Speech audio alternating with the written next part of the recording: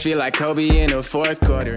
This is the Dane Moore NBA podcast. We are brought to you by Prize Picks. Coming at you Tuesday morning, it's June 17th. And coming up on today's show, we've got Jace, Frederick joining. We are going to talk about the Wolves roster. We're going to go through the Wolves roster player by player and talk about each player's trade value on the contract that they are on. We are going to rank their trade values, which I'm sure will lead to some conversation about a Kevin Durant trade. That is coming up next on this episode. Before we get started, let you know that today's show is brought to you by Cash App. We've all been there where, you're the one who picks up the tab and then everyone is going to, quote unquote, get you back for their portion of it. And even if they do, you got to get sent to you and then you can't even cash out your own money. Not on Cash App. Cash App is safe, easy, and a fast way to send, receive, and transfer money to family and friends. I set mine up a few weeks ago. The process was quick and easy, no bank account needed, and no waiting around for days to get your money. It's your money. You shouldn't have to wait. Cash App also has your back. If you're about to send money to a sketchy account, a scam warning pops up. You can feel more relaxed knowing that Cash App has your back. I have enjoyed Cash App because it's fast, it's safe, and it just makes life way less stressful. For limited time only, new Cash App users can use our exclusive code to earn some additional cash. For real, there's no catch. Just download Cash App and sign up. Use our exclusive referral code, DaneMoore, in your profile. Then send $5 to a friend. And within 14 days, you'll get $10 dropped into your account. Terms apply. That's money. That's Cash App.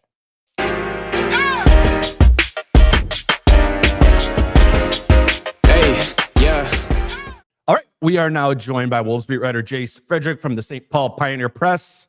Like I said, off the top, we are going to rank the Wolves trade assets for this episode. But quickly, before we get started, Jace, the Thunder are up 3-2, one away from winning it all. 40 points for Jalen Williams last night, 31 and 10 for Shai Gilgeous-Alexander. We just haven't talked, since this on the pod, at least since this finals has started. What'd you take away from last night, or just kind of this finals overall?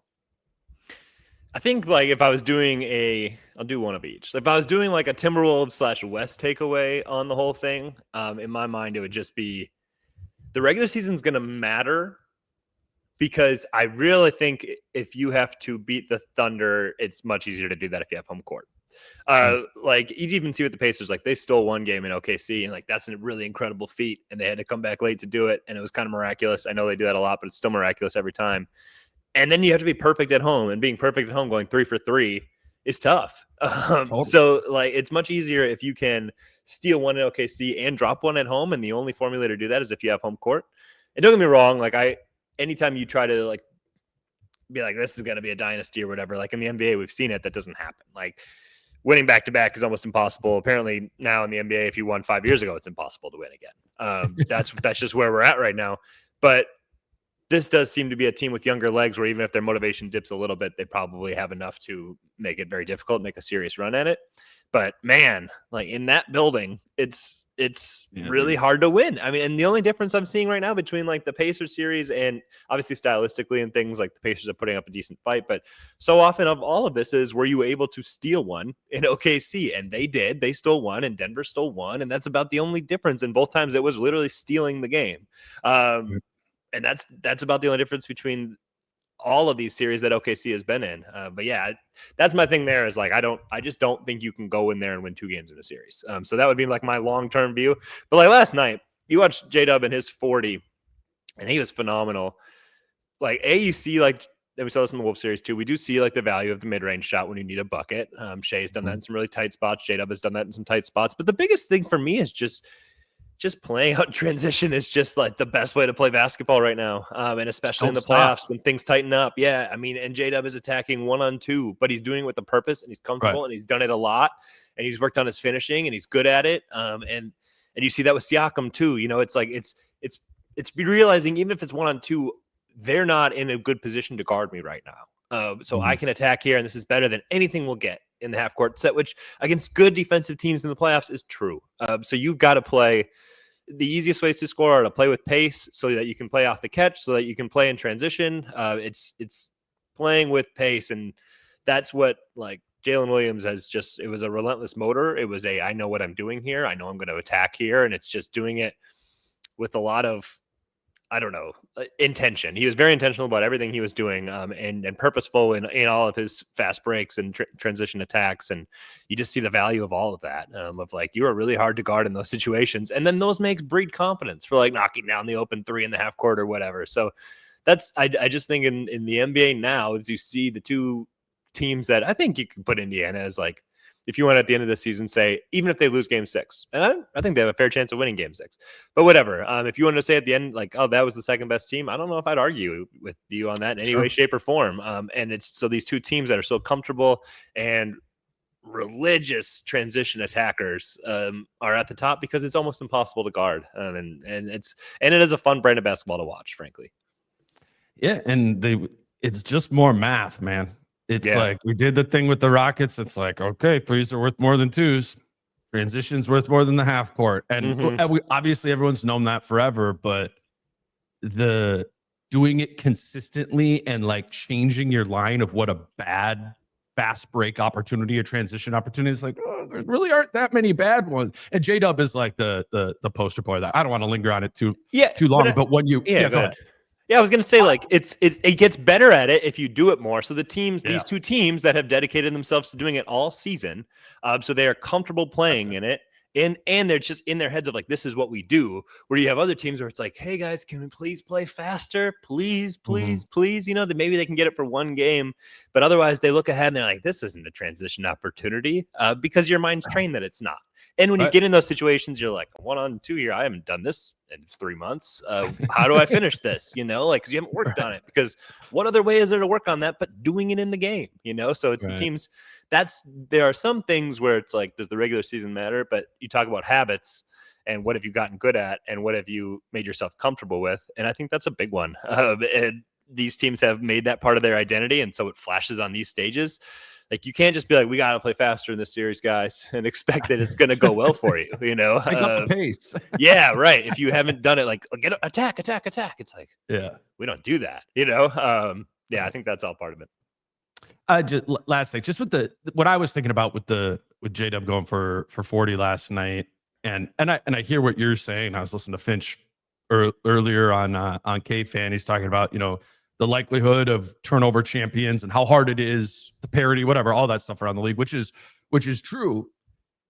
The unique part of this, or the argument against that, is that the Thunder are in a unique situation with all of the assets that they have behind it. And I think the idea, what I always thought about all the assets behind it, was not that it's as simple as like, is Jalen Williams good enough to be a number 2? But what the Thunder had a chance to do, if like they deemed, no, we do need more offensive scoring punch, or we need somebody else, you know, next to Shea in addition to Jade, like they could go get that with the assets that they have. And now I think when you make the case for why this could be dynastic, it's that now they can just use all those assets to tweak this thing as these guys grow and age. And yeah, I know Boston was in a really like set up in a really good position too, and a younger team and all that stuff, not as many assets.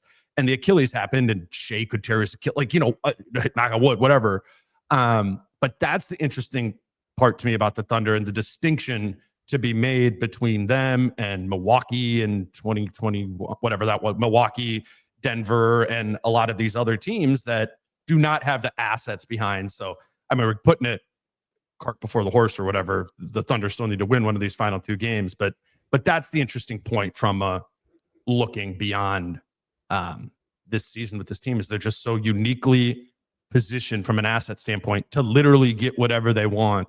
And this finals, and specifically, I think J-Dub's like 27, 26, and 40 over the last 3 games. Like, that isn't your problem if you're trying to find a problem with this team. Right. And I would say, like, with the Boston thing, they are just so much younger around Shea than even Boston was around Tatum. You know, like they were they're relying on, you know, Drew Holiday and Kristaps Porzingis, who's not like old, but Al Horford is, you know. And there just aren't that many people. There's just pretty much just Caruso around, and he's not like an old player either, but there's just Caruso around Shea, and everybody else is incredibly young. Like, for everybody else is like if Boston won the title 4 years ago.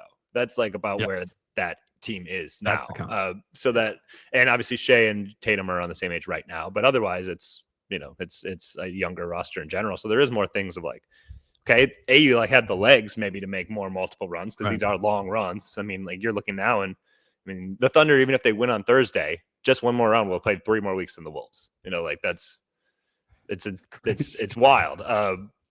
But so it's hard to make these runs, partially because your season's so much longer than everybody else's, and you have to go do it again. But they have like legs for it, and they have guys who will continue to grow into roles, and maybe you'll be excited about now I do more. And all that kind of stuff. So yeah, I don't know. I agree that it's super hard. It might not happen again, but that their position will to do so for sure. Yeah, as good as you could be. Yeah. All right, so let's get into this. We're going to look at the Wolves trade assets. For listeners, like my idea behind this was last week when Kyle and I did like the kind of salary cap spreadsheet episode. I read through what all of the contracts the Wolves have on the books. So I already had that little list there for me of just the 13 players under contract. Alexander Walker was an unrestricted free agent, and then the 2 picks that they have in this upcoming draft. And obviously, with all this, Kevin Durant talk, and I also think it's interesting from the Desmond Bane standpoint of what he was just traded for. Like, honestly, I'm hearing about Durant and Bane stuff, and I'm like, what are every year the market is sort of reset of what is worth what. And I don't want to do that with this. I sent this to you. I wasn't like, tell me how many first round picks like Rudy Gobert is worth. You actually specifically put not to do that. You're like, don't be like each player is worth this many firsts. And I was like, good, because I don't know. Set us up to seem stupid if we do that, because we don't know, and I don't think they know. I don't think anybody knows exactly what it is. This player's worth 0 first round picks. 0.2. But anyways, the way I wanted to define, I wanted to rank them. Just rank them. Don't have to quantify them. But by how much other teams, would be willing to give up to get X player on the Timberwolves on their roster on the contract that the Wolves player is currently on. And then also I think we need to factor in some youth here. Rob Dillingham is under contract for a couple more years, and it's reasonable to think that his asset value could grow in 12 or 24 months, whatever it is. You want to bake in some of that. Terrence Shannon Jr., maybe some of the other younger guys too. But that was just what I put to you. I was like, assign values associated with what we think other teams would be willing to give up to get these players on the contract that they're currently on. Is there anything else we need to clarify before we get started with this? No. I just did this while watching the finals last night, and I was like, man, if I did this again in 20 minutes, my list would look different. But welcome to lists. Yeah, right. Correct. Yeah. I mean, I was like, yeah, I guess. And then I'd be like, oh, I forgot to even do that player. Where does they slot in to this? Right. So this is going to be pretty loose, but it's just a conversation starter. I get that. Yes. And the conversation obviously starts with Anthony Edwards. That's why I put number 1 too. Yeah. We did it. How many firsts is he worth though? Oh, that's a good question. I will say this. Okay, so am I taking back KCP's contract too? Yeah, you got to factor in a little. What I'm taking back. I don't have much on Ant, but I was thinking about it of how many players in the NBA would be considered more valuable on the contract that they are currently on. The 3 I had down for sure were Jokic, SGA, and Wemby's on a rookie contract. So that's fair. You gotta have that there, even if you think Ant is above Wemby or you're concerned about injuries or whatever like that. I'd say those are 3 for sure you would have over Ant. But then you could probably make an Ant case over Giannis, who's 31. Age. Luka, who's just had some health stuff or whatever too, like not big stuff. But you could certainly put that in there. That was pretty much. That's pretty much a cutoff point, I think. Yeah. Yeah, fourth to sixth. Yeah, depending on how you would look at it. And if you wanted to say Giannis, hey, we think we can win the next 5, contend for the next 5 titles with Giannis, I'd be like, okay, sure. But I wouldn't blame you if you took the younger Ant either. So that's right in that range. Smaller contract because Ant is on that first contract. Giannis is on the super max there. I would take Ant in general there, but I get it if you want the other side. So that's the point. That's the range. Guess what? Anthony Edwards will be the highest paid player in the NBA next season. Oh man, it's probably going to be a lot lower than I think. 19th, 25. Yeah, about that.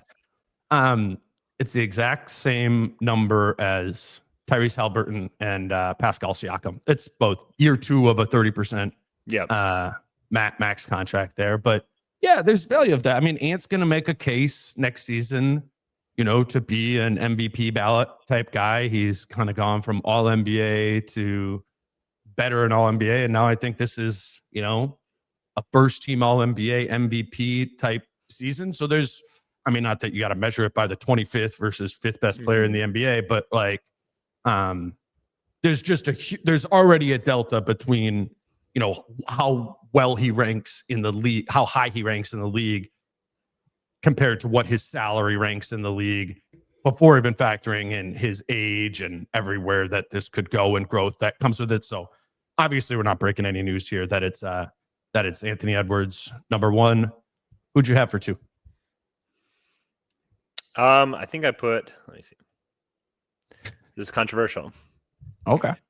I put Dante DiVincenzo down. Mm. And I'd put him just ahead of Jaden, and that was the only thing. Otherwise, I didn't even think I thought much about it. I just think these ancillary pieces for teams that are trying to like contend for things, and already have like their stars in place or whatever. I think salaries that they can actually match and take on, they would be willing to trade for good players, and there aren't that many out there. So I think like a Dante, who I admit had a down year here, and I actually would definitely pick him as a major bounce back guy for this next year. I think he has a lot of value, and I think he would have a lot of value right now. Teams being like, how can we upgrade at these spots and how can we make the money work? And that's one guy where you could be like, oh, we actually could do that. And I think the number of guys where that exists is pretty small. Yeah, I put Jaden above him, but I had Dante third, and I was thinking, so we just flipped them. Yeah. It's close, and the case there is, you do look at the Bane contract, or even look at the Mikal Bridge, not contract. Well, I guess the contract trade, too. yeah, the trade for Bane to Orlando, and then Bridges to the Knicks. I think there's this thing going on where teams will pay up if you have a specific need that player fills, and that is, I think, a new thing in this modern NBA, modern team building that's going on. And I think the case for Dante to be that high is, how important is that need, that Dante DiVincenzo sized hole for a team that's a contender? I think there's probably a ton of value in that alone, just from a basketball standpoint. And then you factor in what we should have said: 2 years, $25 million left on DiVincenzo's contract. That's the that's the biggest part of it. It's 12 and a half a year or whatever. Yeah. Like, it's Bane's making 40 a year, and I still, like in the terms of like the NBA landscape, 40 a year for the next 4 years or whatever, like later by 3 years from now, you'd be like, wow, that's all he's making. Is assuming things just keep going up and up. But Dante at 12 and a half for these next 2 years, like I said, teams can afford that in pretty much every spot. And like literally Bane versus DiVincenzo. Like I was thinking about this yesterday. What if it was just DiVincenzo on the Magic? If they would have traded for DiVincenzo instead of Bane, you're getting a lot of the same basketball Bane stuff from DiVincenzo, right? I don't know. Maybe you could say, they're both like a little strong, but not like big defensively. I still think they give you good stuff, but can be situationally exposed in certain things. And then they're both like awesome shooters. I think Bane has a little bit more like off-ball creation. Yeah. But it was just thinking about it from the standpoint of, if Orlando was willing to give up what they were willing to give up for Bane, what would have they been willing to give up for Dante DiVincenzo? Or what if they didn't have as much, if they couldn't have taken on, I think Bane makes 37 next year. Like, what if you couldn't have done that? So you shift one variable, then doesn't DiVincenzo's even go up higher? And if Bane was 4 unprotected first, and I know part of that was, off-sourcing the Kentavious Caldwell-Pope deal, but yeah, like I don't know. I can make a pretty strong argument that Dante DiVincenzo to a lot of teams is extremely valuable, especially when you factor in it's $12 million this year and $13 million next. That was actually where last year, when people were talking about the value of the Cat trade in preseason, I was like, well, I think Dante's worth two first. Yeah. So when you're like, hey, we only got this, it's like, well, and at that point, you didn't really want to say that the Detroit first was a first, even though it ended up being one. Right. But that's 3 firsts. If you say Dante's worth 2 firsts, which I know coming off like the playoffs that were up and down and more down than up sometimes, people might not be as willing to hear this, but I still think just in terms of the asset, I think 2 is pretty fair. that's 3 first plus Julius Randle. And you can say whether that's good enough or not, whatever.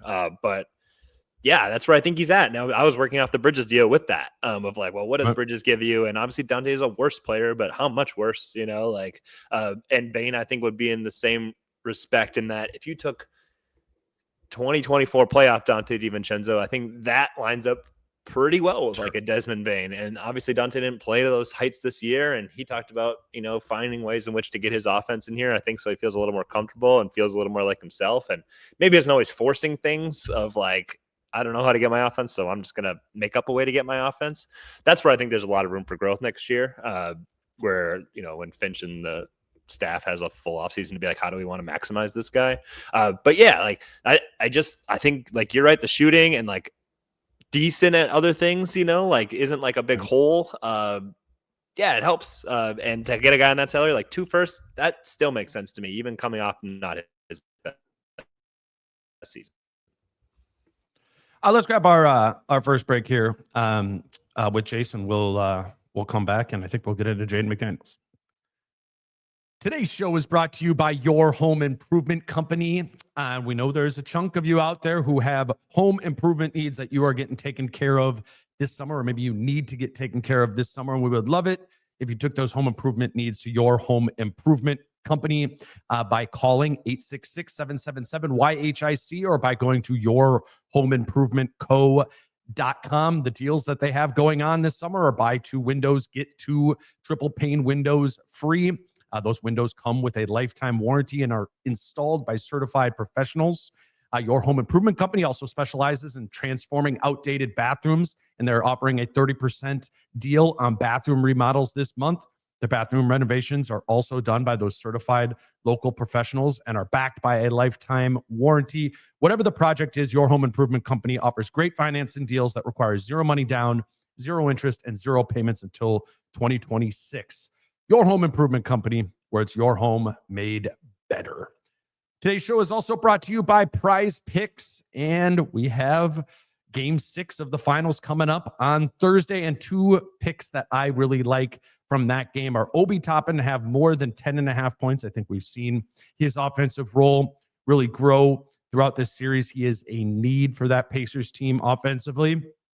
One thing I liked about Game 5 was the involvement of Isaiah Hartenstein in the offense. I think his passing is a big piece to the OKC offense. So I threw in a more than 1.5 assists for Isaiah Hartenstein there. Obviously, you've been watching this series. There's a bunch of different options you can go to on Prize Picks to find more than or less than for any stat, points, rebounds, assists, whatever it might be. Is TJ McConnell going to have another gigantic game? Do the more than on his point total for that, whatever it might be. If you're watching the games, I think it's fun to have a little something else going, and you can do that with Prize Picks.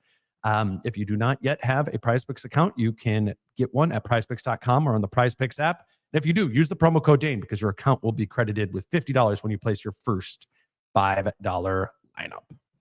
All right, Jace. I had Jaden above Dante in my rankings. But I have one more thing on DiVincenzo before we move over to Jaden. I do kind of have, not that DiVincenzo isn't valuable to the Wolves or isn't going to have a bounce back season like you said there. I think part of DiVincenzo's value, if I'm one of the other 29 teams in the league, is I might believe Dante DiVincenzo is a better fit on my team than he is on the Wolves. Fair. Like I think there's a little bit of a case, and we'll see with another year of how this goes. Was the year 1 DiVincenzo getting fit or getting used to his fit here? I think you can make a case that this isn't like a ideal roster setup for Dante DiVincenzo. Like what if he was playing on a team that had a little bit more spacing and, half of his minutes weren't with Rudy Gobert offensively? What does that change? How many of those like DiVincenzo threes where you go, ugh, like that was a tough one. How many of those turn into, good catch and shoot looks for him? I would imagine teams around the league could be like Dante DiVincenzo, knowing what he was with the Knicks or knowing maybe the best pockets of his season with the Wolves, going, yeah, I'm pretty sure it would just be like that all the time in our roster context. I don't know how many of the 29 teams would say that, but I would imagine a good chunk of them, particularly to your point earlier about these Indiana and Oklahoma City teams, Like he is of that mold. You could very easily see Dante DiVincenzo playing in these finals. And if you are a believer and the league is a copycat league and teams are going to start trying to play more and more like the teams who went to the championship, if that's your vision, then and you're looking at Dante DiVincenzo out there at a 2-year, $25 million deal, I don't know. I might be talking myself into Dante over Jaden right here, just in terms of a now value of it, of like you put it on the table, right now, and you want to win next season. I think there's probably more teams who would feel that way, that Dante DiVincenzo could take them over the edge than Jaden. Not because Jaden isn't special in his own right. I don't know if there would be as many teams. Does that make sense?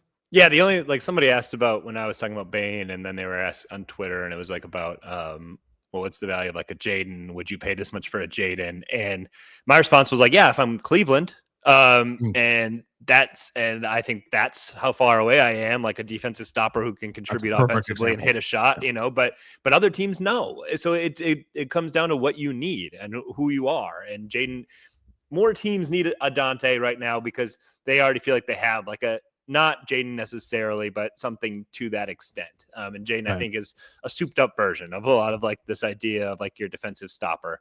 But Dante is also like, I can't get away from the salary thing of like, it's easier to take on a Dante and be like, well, we're willing to throw in a little extra because that actually works for us math wise. And there aren't many guys that do. So we have to pay it with picks because we can't make it worth otherwise. Otherwise there's rerouting and all of this. Like, it's pretty straightforward of like, hey, you want to make a deal with the Wolves for Dante DiVincenzo? Oh, here's how the math works. And okay, we have to do an extra pick here or whatever. You're right. Yeah. But we can add this player. And like you said, like, yeah, if Dante loves playing in pace in these types of things and getting up and ball movement and all of this. And so many times when you'd watch him drive in and be like, where is he going?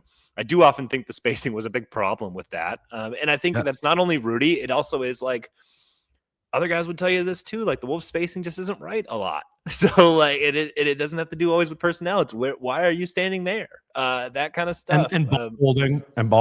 Right. So spacing. Yeah. If you want to see somebody who didn't look like they were in a rhythm very much this year, it was Dante. And some of that is definitely his fault and some of that is definitely others' faults. So that all plays into it as well. So I had Jaden as second on mine, and I'll make the case for that, even if I think him and DiVincenzo are close. There's 4 years and 110 million left on Jaden's deal, 25, 27, 29, 30 million. No player option on that last year. I think that's big. And probably the case for Jaden over Dante is that young guy thing I was talking about, where 2 years from now we could be like, Jaden at 27 million, like that. And DiVincenzo, I don't think we're going to think is a lot better of a player in a year or two from now. We're still going to love a year from now that he's only making $13 million. But there is a world, and I just like, I'm a lot more into that world, not more than I ever have been with Jaden McDaniels, of like, yeah, man, this is it. He's here. I don't think we're waiting on the offense anymore. Is he going to always be like a super clean? No, there's going to be bumps along the way with Jaden, but I just feel a lot more confident about the different pathways that Jaden has to being a productive offensive player and at times maybe potent offensive player. I do think that's coming. Not maybe consistently all the time, but I don't know. I look at Jaden at 16% of the salary cap, like, half as much as a max guy, less than half of a super max guy. I think he's going to keep getting better. I don't think he's going to be one of those guys who played defense at the beginning of his career and then kind of stopped, and was like, this isn't what I do anymore. I'm offense. The two playoffs for Jaden really, it makes it hard. It makes it hard to make a case that Jaden's going to plateau, I think, anytime soon, or that's any sort of fake news around who and what he can be. Jaden's on his way to being, not a superstar in this league, but I think, a guy that maybe in a couple of years we are talking about as a top 30, 40, 50 guy in the league, just on how good they are. So you get that at half the cost of a max for 4 years. Right. That's a pretty good contract too. Yeah, if he's the 40th best player in the NBA 3 years from now and making 27 to 30 million, like that's going to be a fantastic bargain for you. Massive, I mean, it's a bargain right now for Minnesota in a lot of ways. But I agree. I do think like there was a little bit of a step back defensively this year, not to like just get deep dives on every player, but I think that's a big thing for him is going to be, hey, make sure that this is what you do first and foremost. This will always be who you are. No matter what you do offensively, this will always be like the crux of your identity, you know? So that's important. But like, you just watch the way in which like a Jalen Williams gets a lot of his productivity last night. And it's like Jaden does a lot of these things in terms of like attacking in transition and getting to his spots when playing off the catch. Okay, I take my 3 steps to get to this mid-range shot and hit it. And you don't necessarily need 27 different tools to be a successful offensive player. Like you do the same things repeatedly over and over again, the things that, you know, you get advantage out of. And yeah, like he'll grow offensively, but it's not like you don't need like a step back 3 to be a good offensive player in the NBA. So don't spend like, I'm not saying Jane does this at all, but like, don't spend your offseason working on it, you know, like because you're not going to be asked to do it. Just keep getting better at the things that you're good at. And there will be a lot of points out there for you, especially if the team actually commits to a lot of these things, to playing with movement and to getting out in transition. Like he's good at a lot of those things. And if the team keeps taking steps in that direction, I think it will only continue to highlight who he is as a player. I was thinking about this yesterday when I was making my list. Since Jaden has been an awesome defender in the league, like awesome, Rudy Gobert has been on the team every year. And if there's a world, whether it's this season and he gets traded in the offseason or in the time to come, how do you think that no Gobert behind him impacts what we think of Jaden defensively, or just impacts Jaden's impact defensively? You know what I'm saying? Like, yeah. I don't have like I'm not like, oh, it's a 40% drop off or something like that. But when I was sitting there thinking about it, I'm like, there is a real value for Jaden of he can ball pressure anyone, even guys that are faster than him, because the risk is all right to take on because he knows he has Rudy behind him. Does Jaden lose some of that if it's Naz Reid or Julius Randle as the, you know, starting 5 behind him? Yeah, well, yeah, obviously some. Yeah. Yeah, I mean, if those two guys are your starting 5 at center, then yeah, everybody defensively is going to look worse. No question about it. Right. Especially if it's Naz, just because you just don't have enough size on the court, I don't think. But I agree with you. But I do think there are also plenty of times where we look at like these stars and it's like, oh man, they're like cooking Jaden or whoever, and it's like, well, they're doing it off 12 footers from the mid range against this drop coverage. So like maybe there's a little bit more versatility there that sometimes. I think if you make an argument about Rudy in a plateau, it's that still to this day. It's like, okay, we're playing a lot of drop here, and the best players, like, okay, so he's got 2 guys who kill that. So maybe versatility, like maybe it's just getting another unheralded defensive big who can just be a little bit more versatile. Yeah, some of that stuff. So I don't know. I think what we see with Jaden and what you hear from other guys about Jaden, I don't know how much of it is tied to Rudy. I think Rudy is what makes Minnesota an elite defense. I think he plays a big role in that. Jaden specifically, right. I don't know. Maybe there'd be nights where you'd be like, disappointing from Jaden, when in reality it's because there wasn't enough help around him. So maybe he wouldn't lock somebody up or whatever. But I mean, I think either way, we're still going to feel the same about him. Yeah. Who did you have as your 4th guy behind Ant, Dante, and Jaden?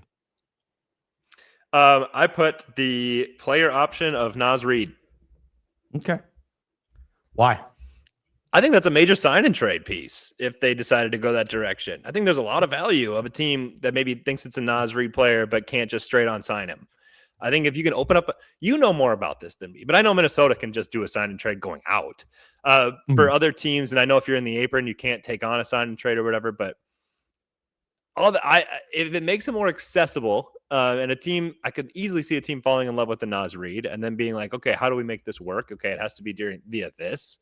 Like, I think Minnesota could get some real assets back in it. I don't know if it is just like for a 2nd round pick. I can see teams really falling in love with like Naz Reid. 6th man of the year a year ago, you see like the skill set, and it'd be easy to fall in love with that. Like, I could see a sign and trade return, or maybe even like a legitimate deal coming out of it. I don't know this. You would know the mechanics of that if you're like, no, you're Jace, you're an idiot. But I see stuff there. Saying. Yeah. I mean, that is the unique thing about this Nas situation. I really struggled to where to put him in this, but Mhm. I did have it like relatively high. I didn't tuck Nas. I don't actually know what numbers is, maybe like 7 or something like that. But it wasn't at like the bottom of like, oh yeah, it's just going to be, he's worth like a second round pick in a sign and trade, because it's not that. There is that value, and I think, I don't know, we'll have to see how this plays out, but I think to play into your theory and to justify it being this high, I think the case is that there's teams around the league who are like, yo, if we're being honest, we would pay like $30 million a year for if those teams exist. Right. Like, we would do that for Nas for this amount of time. But the market has squeezed down. We found out the Wolves are only willing to go this high with him. There's limited other teams.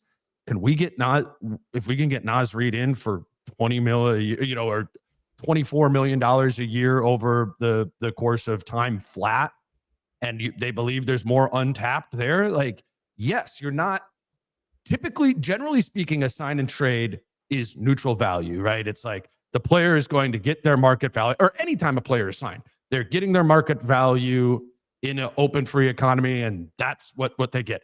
That is not what's happening anymore in this salary cap environment, where the ultimate intersection of what these price points are for guys, I do not think is going to be what, if you pulled the 30 GMs right now, be like, what is Nas Reed's worth? So if that is depreciated down there, then yes, there's some points to your asset argument of Nas Reed. I think there's also that on the Wolves side too, where you could be like, I don't know, maybe he is going to get screwed by this market and he's going to opt into his player option for $15 million next season. That's going to work great for us. We're going to be able to bring everybody back, and we're going to get him on a cheap $20 million extension there too. That's probably very valuable if you're Nas Reed. Plus, the third thing I had written down is there's value in him of being able to be salary fodder in a sign and trade. If you're like, oh, the Wolves can get Giannis. Well, it helps to have, if somehow that miracle happened, it's like, have a guy like Nas Reed that you can send out to be that salary fodder. So I had Rudy above him, which I don't even feel great about that either, because I don't know exactly what Rudy's is. But the case for Nas to be a lot more valuable on his player option or in a sign and trade, I think is true to my understanding, compared to sign and trade players like this, of previous seasons. Plus, I think he's probably not at his ceiling yet either. So is it under the contract he's on? If the Wolves sign him for 20, are you like, whoa, that's a great deal 3 years from now too? Yeah, there's a lot of worlds where pathways here where Nas is an extremely valuable asset. That was where I was like, I think he is more of the great unknown of, could actually be a key piece to getting you something that you didn't think you could get. Yes. That kind of thing, like you said, like fodder and or whatever. Maybe the sign and trade is part of the fodder. Like that to me is where it's like, so I could easily see somebody else falling in love with Nas Reed and being like, oh, you know what? Actually, if you include that in the deal, and we can work out something with Nas and he can be part of this, then we are interested in like the other things in the package you can offer. Well, we'll keep talking about Nas. I mean, I think let's kind of crack open a little bit of the Durant thing here, just with Gobert. Gobert is who I had on next up on my list, fourth on here. He has 3 years and $110 million left on his contract. That's his contract extension that he signed on opening night this season. He had a $47 million player option that he declined. That was replaced with this 3-year, $110 million contract. His salary is now $35 million for last season. So if you think things are tight for the Wolves right now, imagine if Rudy would not have done that before the season. That'd be another $12 million. You're up into the aprons and all that. I still think teams externally could convince themselves there's a lot of value. Not even convince themselves, I believe it too, that there's a lot of value in bringing in Rudy Gobert, even at 32 years old, not on a max contract, to fill kind of the DiVincenzo point that we were talking about. If you do have a Rudy size need, do you want to play that specific brand of basketball? Then yeah, I think if there's teams out there who say yes to that, then I think you really like Rudy at 35, 37, and $38 million over the next 3 seasons. So I view that to be a positive asset. And we just went into how much we believe DiVincenzo is a positive asset. And I know this isn't the only iteration of a KD trade going around out there, but just how do you feel about the proposition of both Gobert and DiVincenzo as, the outgoing asset value in a potential Kevin Durant trade? Yeah, I mean, I think that's where, like, if I'm Phoenix and I'm getting that back and I'm like, hey, I want to try to not be terrible right now. I think you're getting back two decent players who are both going to help build a solid team around Devin Booker. Now, I don't think that's like a West contending thing, but if I just wanted to be like, hey, Devin, here are good basketball players that you can play around and that should keep us like in relative contention on a nightly basis, then yeah, for sure. And if you're Minnesota, it's like, okay, we're adding Kevin Durant, but we are losing two legitimate depth pieces. So much of what you liked about this team was the top 8. I know, like, I feel like they have more filling behind that can kind of get back in and refill that depth. But yeah, it is like two good players who have meant a lot to your team, especially Rudy for the last few years now. And like Phoenix needs a center and he would certainly help out there. So I actually would understand the value of both. In that Kevin Durant, maybe you just feel like, hey, we just need somebody else who can make a shot sometimes. And Phoenix being like, wow, we're getting back two like pretty legitimate pieces of a team here. And if they include a first or whatever else, and then we're also getting another asset out of this deal, like if our goal is to contend now, that makes sense. So yeah, I get it both ways, frankly, that where Minnesota is giving up. There aren't a lot of teams that can just give you like, hey, here are two guys who on their best day can be a decent part of a championship level team. And here you go. And they're under contract both for years to come now. Dante 2 years, Rudy 3. That's valuable. Like that's valuable. Absolutely. And especially when you're trading off a guy from Phoenix's aspect who has 1 year left on his deal and can control after that what he wants to do. So yeah, I actually understand that more than if people who would be like underwhelmed from the Wolves side of it on that. I think that's pretty fair value, to be honest. Yeah, it's interesting and a little maybe reductive to be like, okay, well then if you liquidated, if you're Phoenix, right, or whichever team is trading for him, there's part of the idea is, okay, what is the value of taking in a Rudy Gobert in the current context of our Phoenix Suns team and Dante DiVincenzo? And, from the Phoenix side, I hear some of that. I'm like, I'm not sure how good a Gobert DiVincenzo Booker team is. That's one way to think about it. The other one is to be like, whoa, they could then trade Rudy Gobert again for whatever many picks or young players he's worth to be routed to another team. Or I agree with that too, but it's just not any of the reporting that you hear about what they actually want to do, like, right. So that's my only way where I don't even go down that road, but I would otherwise agree with that. The only reason I'm going down that road is because that's how I would be thinking about it from the Wolves perspective of, well, what are the values of these guys to my team? Correct. So is that too much or something? Like is it almost too much? That I can understand that too. Like if people were upset that they traded Gobert and DiVincenzo and like this number 17 pick for Durant and said, I think that's too much, I think you will get so many people who will tell you you're crazy. It's Kevin Durant. And I would almost look at it and be like, you might have an argument here. Like, and it will only be valuable if Kevin Durant helps them like win the championship this next year. That would be what would be required maybe for that to be a good deal. Right. And that's a really high bar there. I mean, I got to the point when I was thinking about it, and if we just say, again, this is oversimplifying, but the main assets going out are Gobert and DiVincenzo. I think I would do that if I was the Wolves. And I go back to I'm not sure I love Rudy Gobert and Dante DiVincenzo's fit on this team from the like a long view going forward. I don't like Rudy's fit here as much as I used to. And I think, yes, they would be ruined defensively if he's gone, but I wonder if we just saw what their offensive ceiling is in this last postseason with his presence, on this team. And again, and the Dante one is not that I don't think he would be good, is going to be good on this Wolves team next year. It's the question of, might he be better?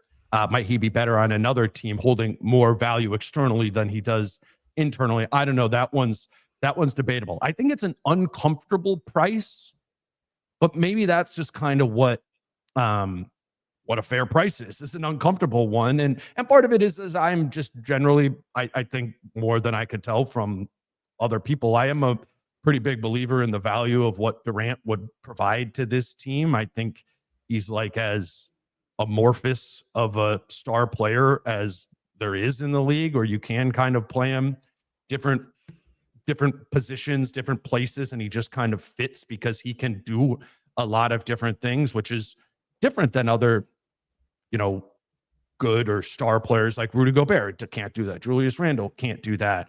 I think Durant, is kind of malleable in what his game could be, and generally speaking, really, really like that fit. Generally speaking, don't focus too much on what happened to Brooklyn and what happened to Phoenix. I know he played a role in that. I don't totally put that all on Durant like some people might. So I say that to mean I'm coming from I'm pro adding Durant standpoint. And I might go as far as Gobert and DiVincenzo, but I do think, to me, that feels like a fair limit of where to draw the line. Today's show is brought to you by Falling Knife Brewing Company, and Jace and I are going to be talking about the value of the Wolves draft picks here in a little bit. And if the draft is a holiday for you, if you love studying it, analyzing it, I know you're out there. I see you. I respect it. If you want to make the draft more than a hobby, make it a celebration, head over to Falling Knife Brewing Company on June 25th for the first round of the draft. The owners over at Falling Knife are big-time draft rubes, and they want to host a party. So they're doing it. The party is from 6 to 10 p.m. on June 25th, again, for the first round of the draft. Obviously, the draft will be on the big screen and the speakers and all that, but there will also be a live podcast going on from the Crunch Wears No Pants crew. If you don't know about the Crunch Wears No Pants pod, great time to meet those guys and add another Timberwolves podcast into your rotation. Again, that draft party is next Wednesday, June 25th from 6 to 10 p.m. at Falling Knife Brewing Company in Northeast Minneapolis. Yeah. For me, I'm always with the Durant piece of I would exhaust if I'm giving up that much, I'm calling around other places too. Like, hey, is this guy available? Is this guy available? Is this guy available? Because maybe the answer is no on all of them, and maybe Durant's the only available guy. And you're like, okay, well, I think he can improve our team. But you know this, and there's certainly a legal side to the whole thing where you have to make sure that, okay, how do we feel comfortable about this player from that perspective? But I still feel like nobody's actually put in a good offer on Zion Williamson. And there we go. I just if you put something like that on the table for it, maybe it's a non-sign and trade included there or whatever. That to me is a player of where if his value is depreciated to where you are willing to put something out there for Durant. I know it's a big health risk, but Durant's hey, maybe we can be good enough that we can sneak out a title here. Where Zion would be hey, Chris Finch knows Zion, has a good relationship with Zion. If we can get the best out of him, by the end of this year, I think we all feel like he really got the best out of Julius Randle and was confident there. I think he has pretty similar confidence with Zion Williamson, frankly, just from talking about him in the past years about Zion and who he thinks he is as a person and all this stuff. Oh, yeah. That I think is when you're okay, now we're actually building, we're not trying to be one of the best teams and maybe other guys will get hurt and then we can win the championship. It's Zion would be if you can find a way to make that work. Now we have Anthony Edwards and Zion Williamson, who on his very, very best day might be better than Anthony Edwards. That's building a championship team of we're going to win a title if things work out the way that we hope they might with the reset here. I'm just saying if I'm putting the assets towards that, I'm taking that kind of swing, looking at that kind of swing first before looking at one of this whole idea of well, maybe we can be top 4 and then 2 guys can get hurt and we can pull off an upset, to me just doesn't resonate. And I think, fair, man. And I think if you get if you got a Zion, I said, you'd have to be really comfortable with everything else that's gone on and his life with, that lawsuit that was filed, certainly something you'd have to look into and be what, is there any validity here? If so, off the table. But if we feel okay about all of these things, then that's a player who we've just watched him play enough to be that can be one of the best 10 players in the NBA. And now we have 2 of them. And now I've just watched Jaylen Brown be the best player in an NBA Finals. And now I've seen Jalen Williams maybe be one of the best players right there with Shea as one of the best players in the NBA Finals. And if that's what's required, that's the type of twosome that I feel could contend with anybody on a year-to-year basis and build around, not just for next year, but 4 years to come. And that's the type of swing that if I'm giving up assets for what has a pretty strong core right now and already has me in that maybe if things lined up thing range that I would be more comfortable with versus like what maybe feels like I don't know, like the Durant thing could work out great, but I think there's just as much risk there of like it could just go bad. Of, oh man, he's older. Oh yeah, whoop, significant injury. Oh shoot, like that's the end of his time here. Like you talk about Zion and his injury scares. It's like KD that exists as well, and there's just a longer runway here. So, like I said, if all things are equal, then I'm making those types of calls. I'm making sure that all these other ends are dead before that I am just going all in on this one. And I know like when a player is available, sometimes you don't have time to hesitate. You can't wait for the perfect player. But I would just make sure that I'm doing all of that, which I'm sure the Wolves have done and are doing. Right. Yeah. And you're not saying any of it without hesitation about what Williamson has been correct. in his career. I know there's a risk there. I just think the reward is massive. But yeah. And there's risks in all of these guys, right. too. And you're trading out risks for this and that. And obviously we can't I can't be here like, no, dude, it should be Kevin Durant, and it should be Zion Williams, totally. Because we have no idea what the costs of these of these things are, and that's for each one of these. We would need to, if we were running the Timberwolves, be like, okay, what is the cost for Kevin Durant? What is the cost for Zion Williamson? And go through all of it, and it's what makes all of these type of conversations to have, particularly for us on the outside looking in, very difficult to do with exact like precision and logic to it because we don't have the information that we all need. But I think what you're highlighting is like an interesting way to repurpose the risk into a younger player, and that's going to be playing in Zion Williams is 99.9% chance, I think, going to be playing in the NBA longer than Kevin Durant is, and there's upside in that. Plus, I think he certainly has multiple years left on his deal, right? One less than Ant or something like that. Is a year ahead of him. And he's sitting right around that 40-ish mark, maybe above that. Yeah, it has been interesting how we haven't heard a whimper about it being around the league. But that doesn't mean anything. Like the Desmond Bain was just traded one day, like Yeah.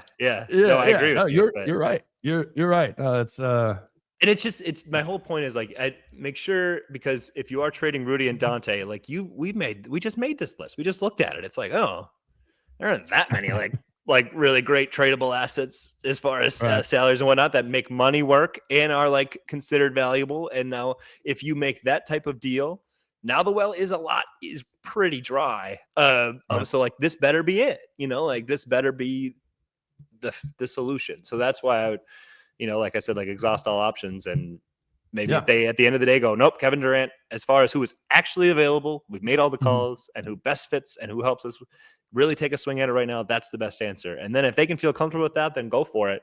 But yeah, I'm just saying, if you're really going to be kind of pushing all the chips in, which I think if you did like, Dante, Rudy, and like if you did have to throw 17 in there, like you don't have much left after that. So that better be it, because you won't have much way to improve the roster beyond that. No, I love it. I think if the Wolves are in a position where they're aggressively pursuing Kevin Durant, the moral of the story here is that they should be aggressively looking into all other similar options of caliber of player that Zion Williamson and other players of that caliber, should be explored. And I think that's a very fair takeaway, especially when Kevin Durant's going to be 37 next year and Anthony Edwards is going to be 24, not that can't work. I'm again the one saying I like it. Sure. I actually from a next season standpoint, think I would like Durant and Ant more than I would like Zion and Ant, but I can't say that about anything longer than a year. Okay, what if both players are just going to be healthy? Then Zion. Yeah. Okay, I just put that out. Yeah. We both there's Zion healthy has very few limitations because even though just clarifying that for everybody else, like you can talk about, because you're just talking about fit, and then you're like, oh, I might like that better. But it's in terms of it's the health risk and everything with that. Mm-hmm. Yeah, and I kind of think I like the archetype of Durant more, but Zion is so special at what Zion does. I wouldn't want a Rudy Zion front court, but if if that's going on in that day, you texted me about this last week or whatever, and I agree too. I feel like he has been a pushed deep out of everyone's mind as an option when, yes, he has flaws. Yes, there is huge issues surrounding him, but same is true for a lot of these other guys. Where'd you have Rudy? Did you have Rudy up there? I mean, you had right now yours is Ant, Dante, Jade, and Nas.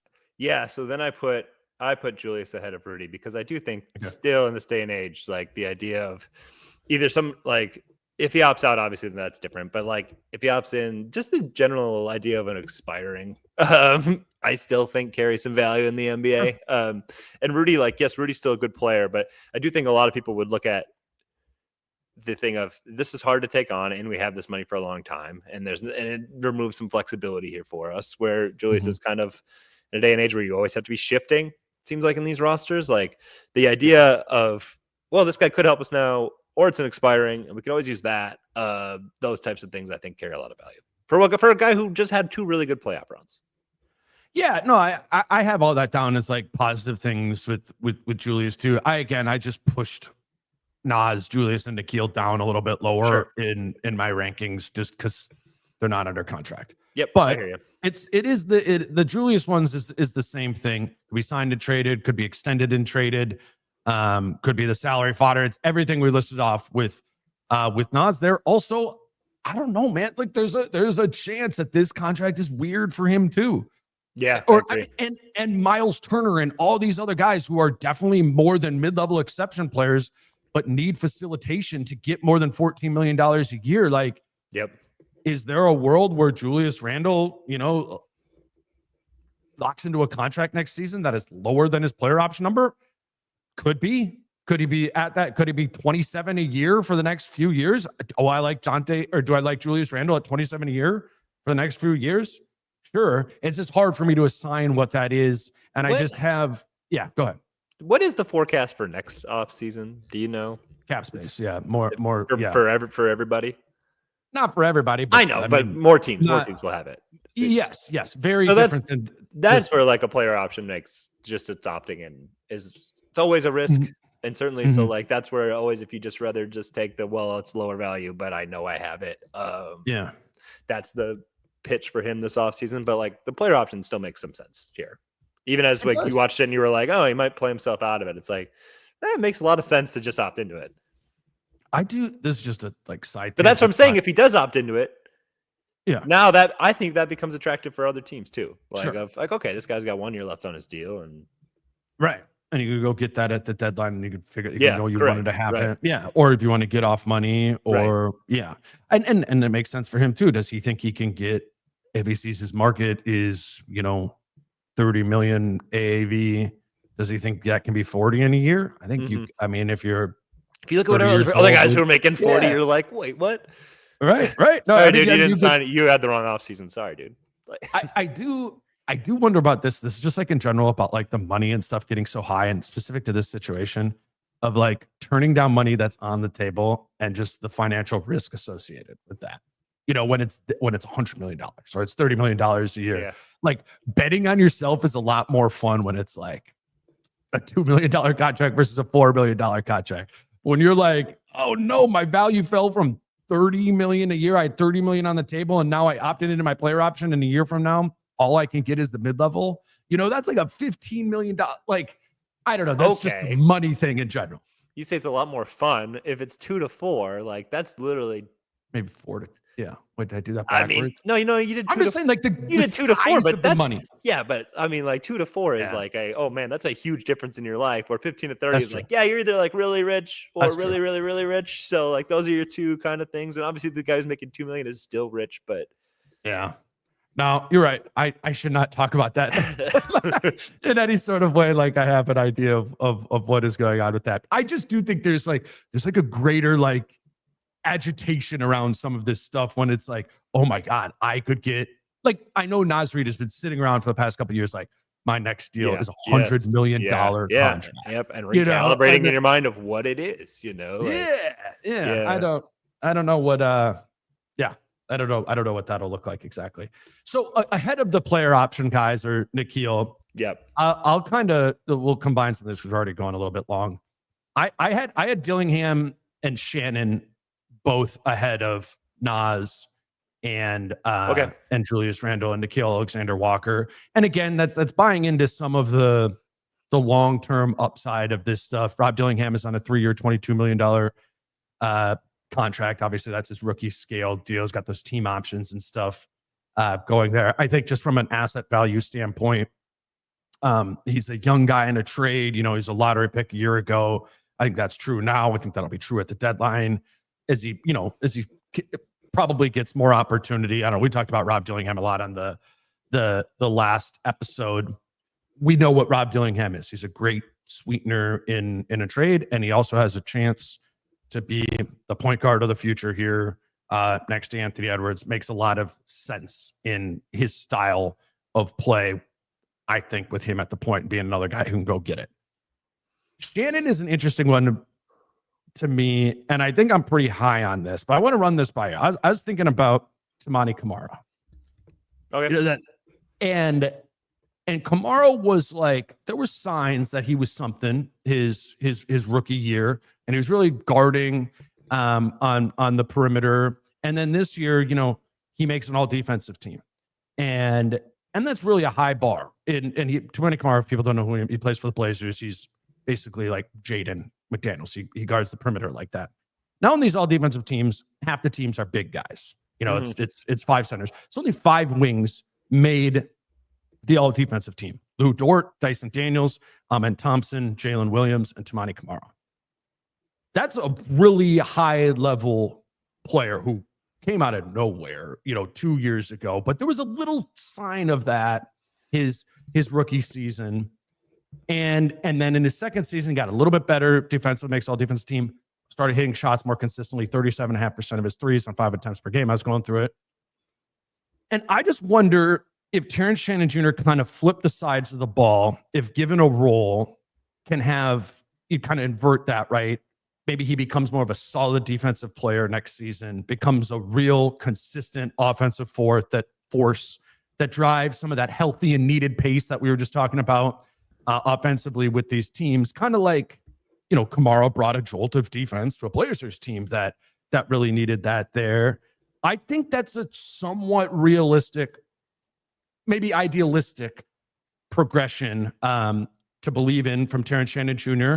And the one other nice thing that makes it kind of all wrapped together is Kamara played 4 years in college, was drafted as a 23-year-old, and is 25 years old right now. He was an old drafted player. Was an old second-year player, will be an old third-year player, just like Terrence Shannon Jr. is going to be a second-year player next year at 25 years old. And I say that to be like, if Terrence Shannon Jr. does something like that, this contract that he's on will be massively valuable because he's making $2.7 million. And if you're in this spot at the Wolves, like as the Wolves are from a cap situation, nailing that is huge. And I don't think it's that crazy to compare Terrence Shannon Jr. to Tamani Kamara in terms of, that's not me like saying he's going to be Mikal Bridges or like anything like that. It's just like, no, this is a really healthy progression forward that when the season is done, you look back and you go, damn, Terrence Shannon Jr. took a leap. And I'm baking in a good amount of that in my overall trade assets, whatever, from a Wolves standpoint when quantifying those. Today's show was brought to you by PXG, and the time has come to get some new golf clubs. And that means one thing: head over to your local PXG store for a fitting. They make the best golf clubs, period. I've told you about how I went over to the PXG store at the Southdale Mall. I think it was the beginning of April, and how it worked, they measured me, kind of eye test fit, let me take a couple of cuts into the golf simulator. All their technology was tracking me and my swing and all these sort of different things. I was just swinging and the ball was not going straight. From there, they used the technology to tweak my clubs, the length, the weight, those sort of things. If I was behind it, was the club face open, whatever it was, and they were able to adjust the club length and weight of the club head to compensate what normally takes me like 4 or 5 holes to figure out on the golf course. Figure it out in 5 minutes over there. And that's why the fastest way to improve your performance on the golf course is a PXG fitting. Their fittings are both educational and fun. You can schedule your fitting today, and for a limited time, you can save up to 20% on your entire order. Head over to pxg.com/DaneMoore. That's pxg.com/DaneMoore to save up to 20% on your entire order. pxg.com/DaneMoore. Restrictions apply. See site for details. Today's show is also brought to you by Skims. Skims obviously has an expansive lineup in the women's clothing space, but they've really expanded their product to the men's side of things this year, specifically men's underwear. And what my favorite thing is about the Skims that they sent me is that it's a boxer brief that both works for going to the gym to work out and also just as easily for everyday life.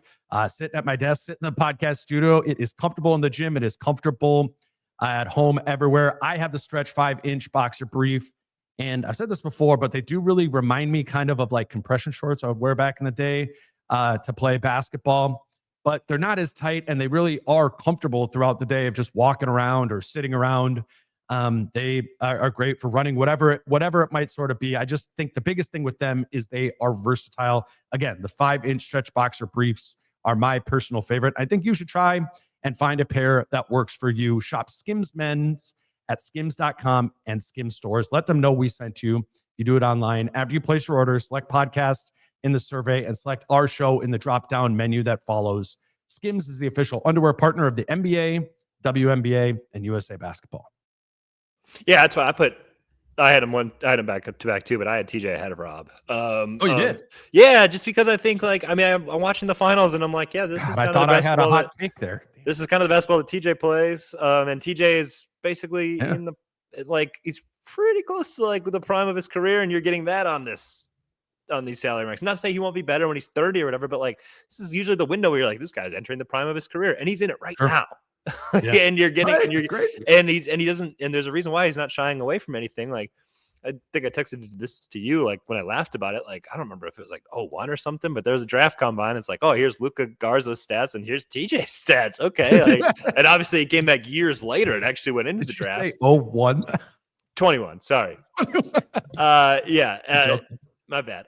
Yeah, but like and physically you see how he lines up and you can see offensively how he takes advantage of advantages of that kind of game. Like already he fits in pretty easily to like a team that's like, hey, we need big physical wings. Hey, like who can play in transition? Like these things that he's very comfortable doing right now. And like is solid defensively. I think there's room to grow there. Like I thought when you were saying Kamara, I was like, I don't think TJ's that level of defender. But it made sense when you flipped it offensively. But he could be a solid defender. Yes, with the room to grow offensively. I agree with that. Like and you like when you get to like these around the margins things, like TJ's salary versus Rob's, it matters too. Sure. Like so Rob, it's like it's one of those things where like, yeah, on his rookie deal, I don't know if you're going to get the best version of him. TJ, yeah, you can start to see the signs of it. TJ, like you might get pretty close to the best version of this guy by the end of his rookie deal, which is incredibly valuable. And I think the fact that there were even just enough glimpses there, I think that makes that an asset for the teams that were truly paying attention. And these are the kind of guys where I kind of throw a little shade and say I don't know if every team is paying enough attention to have these guys on their radar. But it should be on there. It was the only game on every night for a couple weeks there.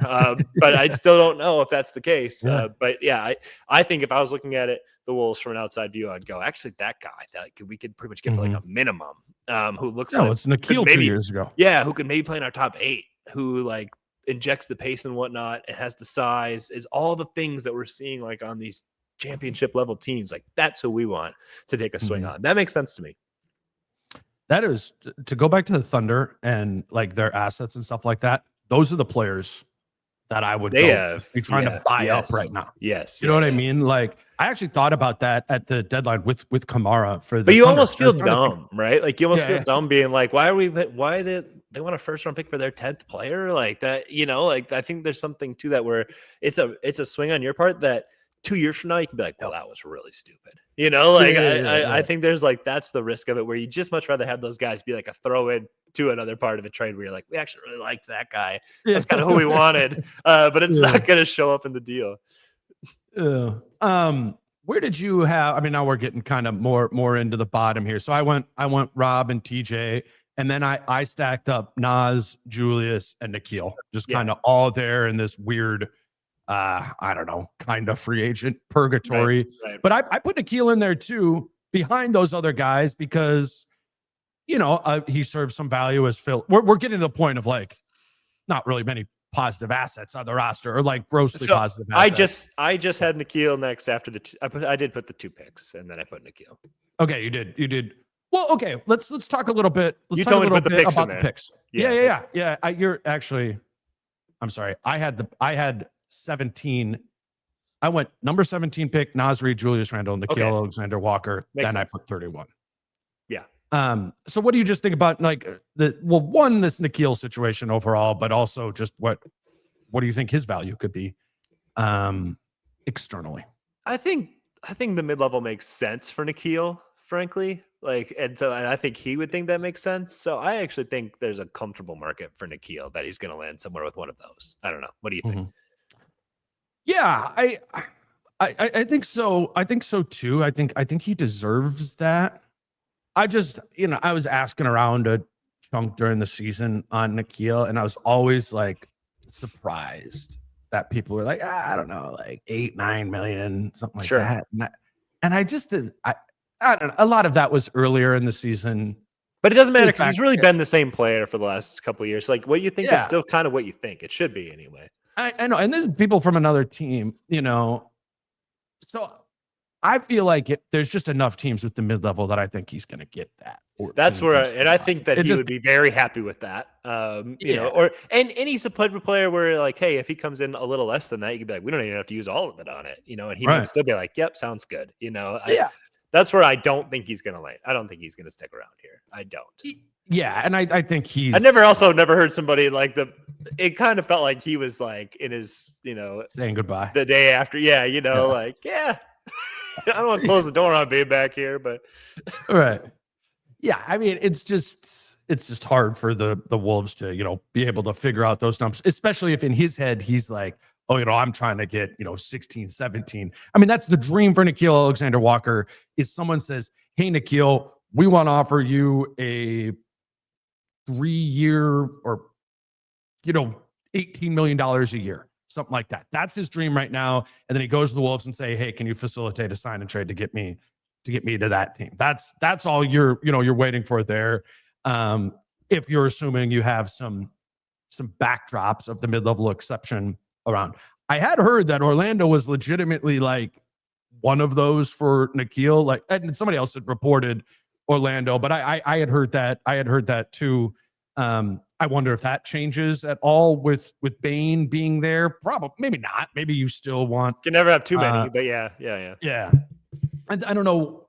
I haven't looked at what Orlando's exact situation is from a cap standpoint. Now that I'm sure they probably added on some money with that, but I don't know. It's you're in all these guys, man. Nickeil, Nas, and Julius are in that weird mid range of salary structures in a new collective bargaining agreement that all the really smart economists on teams say is going to get screwed in this CBA, just economically.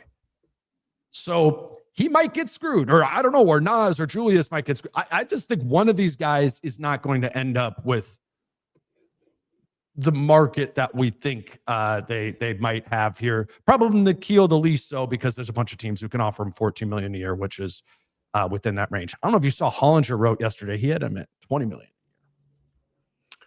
Is that the boards thing? Yeah. But the other one, and I know sometimes those are a little like, ugh, but he normally like corrects it. He's like, okay, boards overvalued this. And I think boards had him at like 21. And he's like, I would think, I got pissed. Keeping Alexander Walker and one of the bigs, Randall or Reed, feels like the best end game version for the Wolves. And keeping Alexander for something around 3 years and $60 million feels doable. I was like, what? That's a big number there. I will say with Hollinger, I guarantee he's actually watched Nickeil Alexander Walker play, which is not true. And anybody who, it is easy to fall in love with Nickeil. No question. I mean, we do it all the time. I just love this guy doing all the right things every time. Like the Wolves need more guys like that. But that's a lot of money for them in their cap situation. And there's some level of up and downness. And Well, playoffs were for sure up and yeah, down. and that's been the case now for 2 years. And they do have like a couple intriguing young wings behind him. So like, it's it's a little bit hard to say that 20 million would feel good, given the other decisions they have to make. To start to kind of wrap this up, the other wings is basically what we have, left here. Yeah. I have left on my list. And Mike Conley. Yep. I had Jalen Clark up of my next, like for sure, positive asset on this team, kind of letting Leonard Miller and Mike Conley, Josh Minot, and Luka Garza all be, whatever, mildly valuable pieces. If not valuable at all, just team options or whatever. But Jalen Clark is above that bar, not just based on the player he was, but the contract situation that he's in. And I think it's important for people to remember that Jalen Clark will be on a minimum next season for $2.2 million, and then he becomes a restricted free agent the following summer, which puts you in a really good place to retain him, even once this current deal that he's on is over. So I just think he holds that's a good contract. So a good contract of a player, I believe, is a back of a rotation player in the NBA next season. Yeah, so I put Mike ahead of Jalen Clark just because I think like it's more possible that a team would call you about Mike Conley than they would about Jalen Clark, because I don't. Yeah, think okay, that's fair. They're like, you got Jalen Clark? They're like, who is he? Yeah. There's more teams who'd be like, okay, $10 million's not great, but we know Mike Conley and steadying presence, and we think that's valuable to our team. Or Jalen Clark, they'd be like, I don't know who that is. Okay, that was my only thing on your whole trade night, like legitimately. Yeah, no, that's fair. And I wrote in my Conley thing, I was like, I don't know what to do with this. I'm just going to put him. I agree. No, I hear that totally. What do you think that would look like if? Okay, let's say that Mike Conley is part of a KD trade and is in this to Phoenix, and then Phoenix is like, hey, I don't know why they would. I don't know if you're trying to win. Maybe they would just keep it. Yeah, that makes some sense, frankly. Yeah, I guess so. Do you think there would be other teams around the league? That's what I was thinking about with that. Is like, I mean, I don't know how many other teams he's like starting on. Is he like what does end up doing like what Chris Paul did? Yeah, that kind of Wemby last year. Yeah, you're right. That's not no value. Or not even doesn't have to. Yeah, it doesn't have to be starting. It's 18 minutes or whatever. Like Orlando probably couldn't make it work now, but he makes some sense there. Like those kind of teams. And he could still shoot.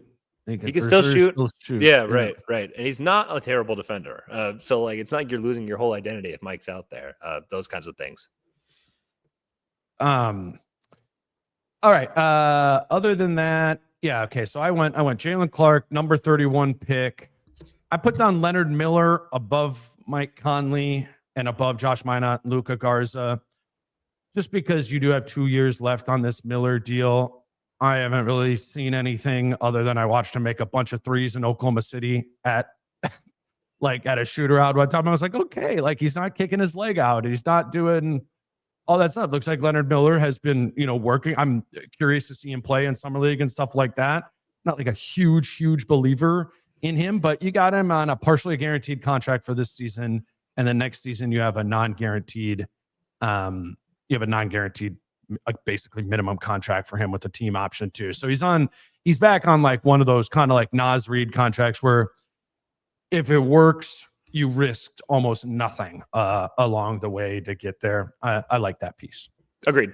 Yeah. I don't have too much to add to this. We've gone a little long, and I kind of agree with you on all of these. Like that's it's the no risk. Hey, maybe they have a great summer. Come back and we're like, hey, wow, okay. And Leonard, you see the tools of like, I see what they see as potential there, there could be more to it. He's just an interesting prospect. Like I'd still consider him like a prospect in all of this. So contracts aside, because Josh Minot is on a 1 year, minimum for next season, non-guaranteed and team option. But just as a player, if you had to bet on Josh Minot or Leonard Miller helping the team next season, who do you think would be more likely to help the team next season? I mean, just because Josh flirted with rotation this year, I think I'd probably go that way. It's like it is. We see you have to earn Finch's trust, and certainly Josh didn't do that, but he was closer to having cracks at it than Leonard Miller. So I think Josh is easy with what they have currently. more easily fits into we just need this than this. And Josh is closer to doing that than Leonard, who maybe has like a wider skill set, but like what you can consistently produce, I think is kind of and what fits within the boxes of what they need checked. I think Josh is closer. Yeah, and I think for both of them, the thing you're concerned about is game plan, discipline, and some of those things, understanding what it's going to be, what it's going to do. And we talk about that, man. Like you watch the Thunder do that. It's like, 1 through 10 has to be able to do that. And so you can say like, why isn't blank playing? It's because he's not doing enough of this. Like young players can do that too. So a lot of times, like you want to blame the coach for guys not getting in, and a lot of times, like the players aren't doing it. They aren't doing what we need to do that we think's a championship level. And you might disagree with it, but then you watch a championship team play, and you're like, oh, I get it. And it's not just like, oh, they just needed to play more. It's like, no, they needed to do the right things. Otherwise, they needed to understand how to play. Yes, right. We're trying to achieve this, and we're not going to settle for this. And when you see a team play up here, it all makes way more sense. Right. And unfortunately for Josh, it's always somebody I've kind of had a intrigue in because the physical package, the game that he has is really intriguing. Right. And the shot really came around. He's really making threes consistently. I would just prioritize that. I don't get what Leonard Miller is going to be in the league. I think you probably got to start him as like a 5, starting as like a small ball sort of 5-4, something like that. And I just don't know how that really fits in the context of this team or any team, especially when that's so important to your defense of what your big is going to be doing. Though I've seen a lot more Josh Minot play. So I've seen a lot more good than I have with Leonard Miller, but we'll see. Oh, I do want to this is the last thing. I saw somebody tagged me in something on Twitter last night. And it was a fair question because I felt like I saw this somewhere months back, or maybe when Mike Conley signed the contract extension, that his contract this year was partially guaranteed. It is fully guaranteed. I checked in on that this morning, and I just wanted to close the loop on that because it was a fair question. I felt like I had heard something, or there maybe had been some bad reporting on that when Conley signed the contract. But unless you've heard anything different, my understanding is Mike Conley is on a fully guaranteed 1 year, $10.8 million contract there, and some people had questions about that. Sure. Yeah, no, that's my understanding as well. But yeah. Okay. We ripped through it. We talked about all of them. It'll be interesting. Yeah. This is the summer podcast, man. Yeah. And then they end up going longer somehow. I don't know how that, because we had to run through the whole roster, which we would never ever do in mid-February. Yeah. But you got to understand, when you're making an outline for a podcast in the summer, you get really scared that you're going to run out of planned stuff to talk about like 22 minutes in, and then I don't know. We never seem to have that issue. No, I appreciate you coming on. I have like a Zion in my back pocket that I'll just pull out. Yeah, you just for pull 10 minutes. One. Yeah, yep. I'll be interested to see how people react to that. They're like, and it's not going to be met with grace. I always just wanted of like, hey, look, if you looked into, I would do 1,000,000% study into his legal situation. If I didn't like it, I would be like, nope, no way. But it's totally like it. If you're like, wait, I don't know what's there. I don't think there's much there. Whatever. If you cleared it, then I would look into it. Yeah. I'm stuck on this offseason. I'm just stuck on this idea, kind of pushing back on Tim's idea and even Finch's idea of like bites at the apple. I'm pushing back on that. Like, if the Thunder win, I will have watched the 2 best teams in the NBA win the last 2 titles. Either the best team or be an okay team, or not okay, but good, and hope. Try to get lucky. I hear you there, 100%. I think I see the logic from their side too, but there's something conservative about that. It seems to kind of limit your ceiling a little bit. But he's Jace Frederick. Which if they are pushing after KD, they might not agree with it. Like if they're pushing for the words might not match the actions. Frankly, I think you might say things because that's what you say publicly, and then change what you do with what you actually try to do. Yeah, that makes sense. Well, we'll circle back after a trade happens or something like that, and get your thoughts here. We didn't really get into the draft. I haven't really looked at it too much myself, other than just like reading things. But maybe I'll get you on next week or after the draft happens and kind of circle back on where this team is going into free agency, which starts on July 1st. Appreciate you doing it, man. Hey, always fun, man. Next episode is going to be me and Kyle on Friday. We'll see where any of stuff moves. We're kind of waiting on news to materialize, and if something does, then Kyle and I will get into it, or we'll just talk to each other. Until then, he's Jace. I'm Dane. Peace out. How I'm feeling, man, I hope it never stop, yeah. Green and hot so you can find me in the crowd, yeah, yeah. Don't let standards ever bring you down, yeah.